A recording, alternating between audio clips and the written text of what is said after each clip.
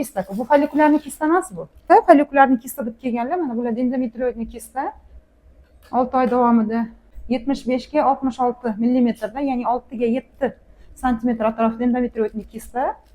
Uchta tug'ganlar уже 4 santimetr, 5 santimetrdan kattalashsa, konservativ davoga, gormonal terapiyaga effekt bermasa, bunaqa kistani operatsiya yo'li bilan tashlash kerak. Endi hozir harakat qilamiz, operatsiya qilib olishgan, va ichidagi jiddiy quyuq bo'lsa chiqmasligi ham mumkin. Seni mana operatsiya qilamiz, yaxshi, ichidagi sodержимое massasi suyroq ekan. Bez narkoz qilamiz. Shuning uchun har doim profosmotrdan o'tib ko'rinib yurish kerak. Sizda agar og'riq yoki jigarrang выделение yoki qizil qonli ajralmalar, shunaqa jigarrang выделение kelsa, xotin qo'shilganda og'riq bo'lsa, hayz og'riqlik kelsa, biz ginekolog nazoratga chiqib, nimadan bu bo'layotganligini bilib, shunga qarab tezroq lecheniya olinsa, shu oqibatlarga kelib qolmaydi. Shu darajagacha kelmaydi. Bir kistani o'zini qobig'i bo'ladi. Qachonki siz katta operatsiya, laparoskopiya yoki laparotomiya qorningiz qorin bo'shlig'i orqali kirganda, o'sha kapsulasi bilan chiqib ketadi. Bizda hozir maloinvazivniy, ya'ni zararsiz, og'riqsiz qilib, umuman mana o'zingiz sezib ko'rib yotibsiz. Olamiz. Buni ichidagi suyuqlikni chiqarib tashlaymiz. Допустим, shar bor, ichida suyuqlik bor, o'sha shar ichidagini chiqaramiz. Lekin shar qobiq qolib ketadi ichingizda. Ichiga suyuqlik yig'ishi ham mumkin, yig'masligi ham mumkin. Uni kuzatib yurasiz.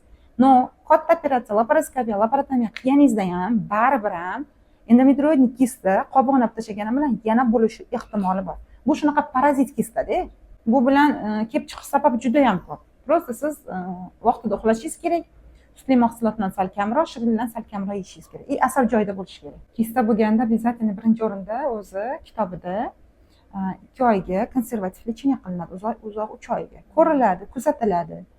Agar so'rilmayapti, o'sha gormonal terapiyaga o'tiradi. Gormonal terapiyada ham sizga 3 oyga, kamida 3 oy, 6 oygacha beriladi. Lekin har oyda, mana gormonal terapiya fonidasiz, har oyda effekt beryaptimi, yo'q ko'rib turiladi. U effekt bermasa, so'rilmay kattalashaveradigan bo'lsa, organizmda yorilib, asoratga olib kelishini kutish kerak emas. O'sha bundan xalos bo'lishingiz. Siz hozir eng ma'lum aytmoqmanku, sizga bezarar bo'lgan, yengil ham arzon turini tanladingiz. Kuzatib turasiz. Lekin juda yaxshi olindi sizniki. Ana shu qorinlar tuxumdonlari, mana follikullari bor. Bularda 3 ta farzandlari bor. Endometrioidni kista bilan og'rinib kelganlar. Mana hozir so'riltirib tashladik. Buksadan keyingi holatimiz 1 millilitrgacha ham qolmadi. Hammasini olib, kistalardan xalos qilib berdik. To'g'ri turmush tarziga rioya qilib, yaxshilab reabilitatsiya qilib lecheniya olsalar, xudo xolasa qaytalanmasligi kerak. Bu qaytalanish ehtimoli ham bor. Har bir kistaning qaytalanish xususiyati bor. 250 millilitr atrofida уже sizdan chiqdi. Ko'rasizmi?